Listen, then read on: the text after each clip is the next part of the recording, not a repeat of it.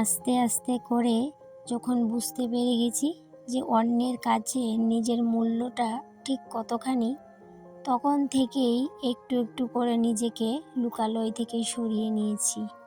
লোকের জন্য কি করলে, কতখানি করলে ভালো থাকা যায়, সেই ভাবনাটাও এখন মন থেকে মুছে নিয়েছি। এখন শুধু মনের মধ্যে একটাই ভাবনা, কি করলে আমার সংসারটা আরও সুন্দরভাবে আমি সাজিয়ে গুছিয়ে নিতে পারবো। যাই হোক বন্ধুরা, অনেক কথা হবে, তার আগে বলো তোমরা সবাই কেমন আছো? আশা করছি রাধা মাধবের কৃপায় সবাই ভালো আছো। গিন্নিশালার রান্নাঘর ব্লগস থেকে আমি রূপা তোমাদেরকে অনেক অনেক ভালোবাসা ও ওয়েলকাম জানিয়ে আজকের কাজগুলো শুরু করলাম। আজকে সকালটা শুরু হয়েছে অনেকটাই দেরি করে, কেন কি সকালবেলা বাবার বাড়ি থেকে বাড়ি আসলাম, এসেই ভিডিও এডিটিংয়ের কাজে লেগে পড়েছিলাম।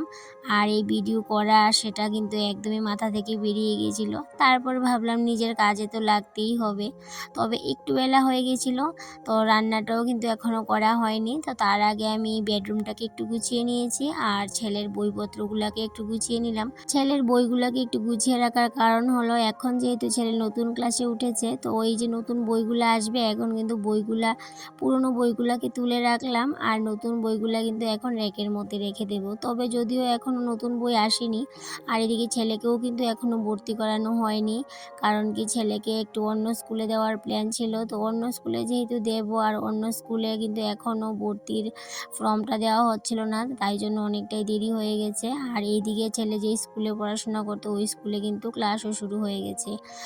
যাই হোক, তারপরে চলে আসলাম রান্নাঘরে। আর রান্নাঘরে এসেই কিন্তু এই যে আমার কাঠের র্যাকটাকে পরিষ্কার করে নিয়েছিলাম, কারণ কাঠের র্যাকটা এতটাই নোংরা হয়েছিল, তো সেটা কিন্তু আর চোখে দেখা যাচ্ছিল না।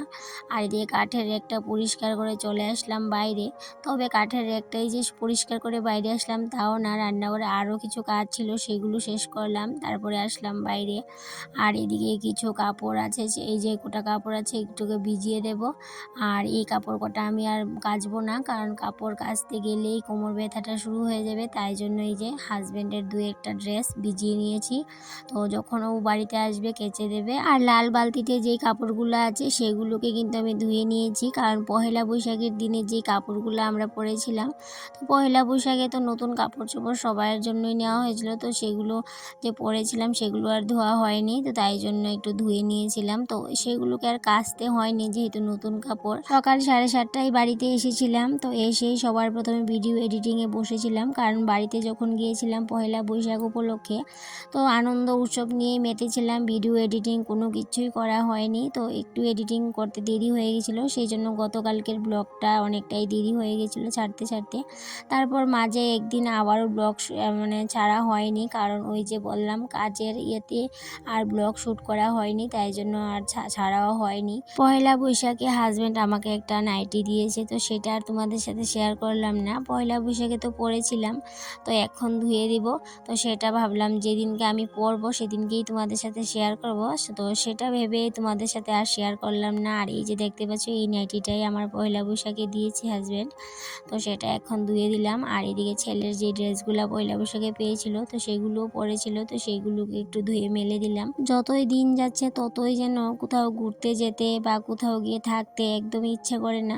এই যে বলতে পারো বাবার বাড়িতে গিয়ে থাকতেও এখন আর ইচ্ছে করে না তেমন। এই যে বাড়ি আসার সময় সবাই বলছিল আর 2 দিন থেকে যেতে, কিন্তু আমার একদমই ইচ্ছে করছিল না, তাই জন্য বলতে পারো সংসারে আবার ফিরে আসলাম। কারণ নিজের সংসারটাতে যদি ছেঁড়া খাতাও থাকে, তো সেটাও যেমন শান্তি, তো তাই জন্যই বলতে পারো কিসের টানে চলে আসলাম বুঝতে পারিনি। তবে হ্যাঁ, বাড়িতেই ভালো লাগে এখন, কারণ মেয়েদের একটা সময়ের পর বাবার বাড়িটা আর নিজের বাড়ি থাকে না, শ্বশুর বাড়িটাই নিজের বাড়ি, নিজের শান্তির জায়গা। তো তাই জন্য আমি আমার শান্তির জায়গাতে ফিরে আসলাম। একবেলা যদি নাও খাই তারপরেও যেমন শান্তি। তো যাই হোক, অনেক কথা বললাম। আর এদিকে এই যে টুকিটাকি কিছু কাজ, কাপড় চোপড় ধোয়া, তো সমস্ত কিছুই করলাম। আর আজকে যেহেতু বৃহস্পতিবার, স্নান দান করে চলে আসলাম ঠাকুর ঘরে।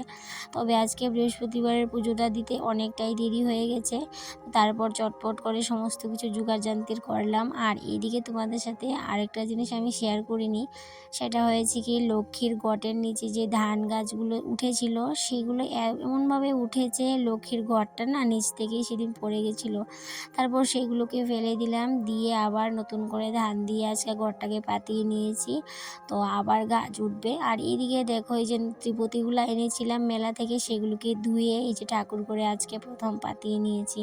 ভীষণ ভালো লাগে সংসারের জিনিসপত্র কেনাকাটা করলে, সেগুলো দিয়ে সংসারের যখন সংসারটাতে সাজিয়ে গুছিয়ে রাখি বা ইউজ করি ভীষণ ভালো লাগে। তো আজকে আমার ঠাকুর ঘরে যখন ত্রিপুতিগুলোকে রাখলাম বা পুজো করার সময় ইউজ করলাম ভীষণ ভালো লাগছিল। তো এদিকে আমার পুজো কমপ্লিট করে চলে আসলাম রান্নাঘরে। ওই যে বললাম রান্নাঘরে রান্নাবান্না কিন্তু করা হয়নি, অনেকটাই দেরি হয়ে গেছে। তো রান্নাঘরে এসেই চটপট করে রান্নাটা বসিয়ে দিলাম। তারপর রান্নাটা যখন বসালাম হাজব্যান্ডও কিন্তু বাড়ি চলে আসলো। এইদিকে আবার বড় জায়ের ঘর থেকে দিয়েছিল লাউয়ের ডুগা, তো সেগুলোকে কিন্তু মাসিমণি বেচে দিয়েছিল। তো বেছে দেওয়ার কারণে অনেকটাই হেল্প হয়েছে। এখন রান্নাটা করে নেব। তো ভাবছি কী যে রান্না করি এই যে লাউয়ের ডুগাগুলো দিয়ে। তো তারপরে হাজব্যান্ড বলল সেগুলোকে দিয়ে নাকি শুটকি মাছ দিয়ে রান্না করতে। তো বৃহস্পতিবারে যেহেতু আমি শুটকি মাছ মাংসটা রান্না করতে বেশি পছন্দ করি না, কিন্তু কি করব হাজব্যান্ড যেহেতু বলেছে তাই জন্যই বলতে পারো আজকে একটু অন্যরকম হয়ে গেল নিয়মটা। তো আজকে আমি শুটকিটা রান্নাই করে নিলাম, বৃহস্পতিবার আর মানলাম না। তারপরে এদিকে রান্না করার আগে আমি ভাতটা যখন বসিয়েছিলাম এদিকে টেবিলটা একটু মুছে নিয়েছিলাম। আর এদিকে তারপরে এই যে দেখো লাউয়ের ডুগাগুলো মাসিমণি বেছে দিয়েছিল, আর গাছে ছিল একটা বেগুন সেটাও দিয়ে দিলাম। তো শুটকি মাছ দিয়ে রান্না করব। আর বাড়ি থেকে আসার সময় আমাদেরই পাড়ার একজন মাসিমণি লাউটা দিয়ে দিয়েছিল। তো সেটা যে কি রান্না করব, প্রথমে ভেবেছিলাম মাসকলাই দিয়ে রান্না করব, কিন্তু মাসকলাই আজকে ভাজবো না, বৃহস্পতিবার। আর এই মাসকলাই আর যদি ভাজতে যাই অনেকটাই দেরিও হয়ে যাবে, তাই জন্য ভাবলাম কি করা যায়। তো পরে ভাবলাম মুসুর ডাল দিয়ে করে নেওয়া যাক, কারণ মুসুর ডাল দিয়ে লাউ দিয়ে যখন করি সেটাও কিন্তু করে সবাই ভালোবাসে।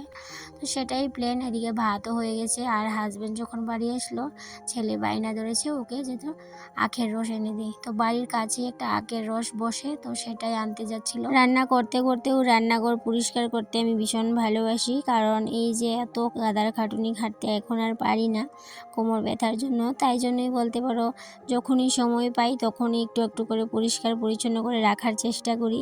আর দেখবে পরিষ্কার পরিচ্ছন্ন করে রাখতে গেলে একটু সময় হাতে নিয়েই কিন্তু কাজবাজ করতে হয়। আর একটু সময় হাতে নিয়ে যখন কাজবাজ করতে যাবে তখন কিন্তু দেখবে সারা দিনও তোমার কাছে কম হয়ে যাবে, দিন রাত 24 ঘন্টাটাও যেমন তোমার কাছে কম পড়ে যাবে।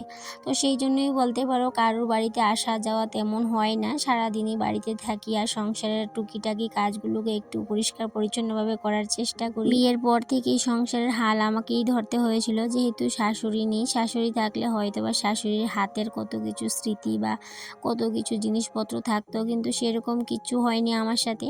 আমাকে কিন্তু নতুন করে সমস্ত কিছু গুছিয়ে নিতে হয়েছিল সংসারের। তো সংসারের প্রত্যেকটা জিনিস নিজে হাতে কেনাকাটা করেই কিন্তু সাজিয়ে গুছিয়ে নিয়েছি তিলে তিলে। তো তিলে তিলেই বলতে পারো সংসারের প্রত্যেকটা জিনিস কেনাকাটা করেছি, কারণ বিয়ের পর এসে শ্বশুরবাড়িতে তেমন কিচ্ছুই পাইনি, কোনো কিছুই ছিল না। যা কিছু দেখবে চারিদিকে সমস্ত কিছুই কিন্তু আমি নিজে হাতে কেনাকাটা করেছি, নিজে হাতেই সাজিয়ে গুছিয়ে নিয়েছি যতটুকুই আছে। আর এদিকে দেখো আখের রস নিয়ে এসেছে, আর এইদিকে বরফের টুকরো দুটো দিলাম, দিয়ে ছেলে আর আমি নিয়ে নিলাম চিয়ার্স করে। তারপরে যে আখের রসটা খেতে খেতে রান্নাবান্নাটা শুরু তো করেই দিয়েছিলাম, তো শেষ করে নিচ্ছি। আর যে পরিপাটি করে কাজ করতে গেলে দেখবে একটু সময় হাতে নিতে হয়। তো সময়টা হাতে নিতে গেলেই ব্যাস এই যে সময়ের সাথে আর পেরে ওঠা যায় না। তো সেটাই বলতে পারো অনেকটাই হাঁফিয়ে গেছি আমি, এই যে সময়ের সাথে আর পেরে উঠছি না। সংসারের কাজের প্রতি এতটাই নেশা হয়ে গেছে এখন আর কোথাও ঘুরতে যেতে বেড়াতে যেতে একদমই ভালো লাগে না। নিজেকে মনে হয় বন্দি করে নিয়েছি এমন অবস্থা হয়ে গেছে। তবে এটাকে বন্দি বলবো না, কারণ আমি নিজের ইচ্ছাকৃতই বলতে পারো কোথাও যাই না, যাওয়া আসা করি না, কমই যাওয়া আসা করি, কারণ আমি বাড়ি থেকে সংসারের কাজগুলো করতেই ভীষণ ভালোবাসি। সময়ের সাথে পাল্লা দিয়ে চলতে চলতে বুঝতে পারলাম যে আমাদের মতো গৃহিণীরা আমরা সবাই একদিকে কিন্তু চলি না, কারণ সবাই আলাদা আলাদা রকমভাবে নিজের কাজকর্ম নিয়ে ব্যস্ত থাকি।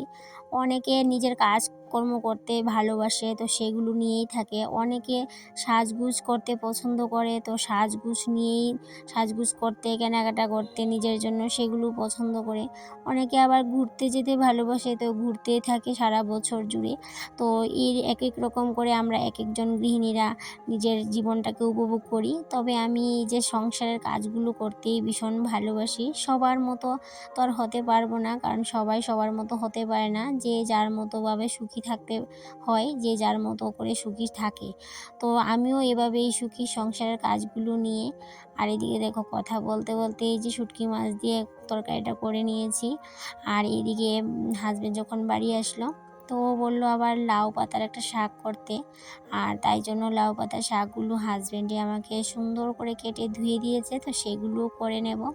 তো বড় বড় করে পিস পিস করে কেটে সেগুলোকে একটু রসুন ফোড়ন দিয়ে করে দিলে ভীষণ ভালো লাগে। তবে হ্যাঁ, আজকে রান্নাবান্নাটা করতে একটু দেরি হয়ে গেছিলো। তবে হাজব্যান্ড আমাকে বকাঝকা কিছুই করেনি, আমাকে উল্টো আরও অনেকটাই হেল্প করে দিয়েছে, যাতে করে আমি তাড়াতাড়ি রান্নাটা শেষ করে নিতে পারি। তবে অবশ্য আজকে খেতে খেতে ভীষণ দেরি হয়ে গেছিলো, প্রায় কিন্তু বিকেল 4টাই বেজে গেছিলো বলতে পারো। আর এদিকে দেখো তরকারিটা নামিয়ে নিয়েছি, এখন আমি লাউ পাতার শাকটাও করে নেব, যেটা করার একদমই প্ল্যান ছিল না। যেহেতু অনেকটাই দেরি হয়ে গেছে, তো তাই জন্য আর প্ল্যানটা বাতিল করে দিয়েছিলাম। কিন্তু যেহেতু হাজব্যান্ড রেডি করে দিয়েছিল, তাই জন্য আর করেই নিলাম। যেহেতু রেডি করা সবজি করে নিতে অতটাও সময় লাগে না। দেখো কত সুন্দর করে কেটে ধুয়ে পরিষ্কার করে দিয়েছে।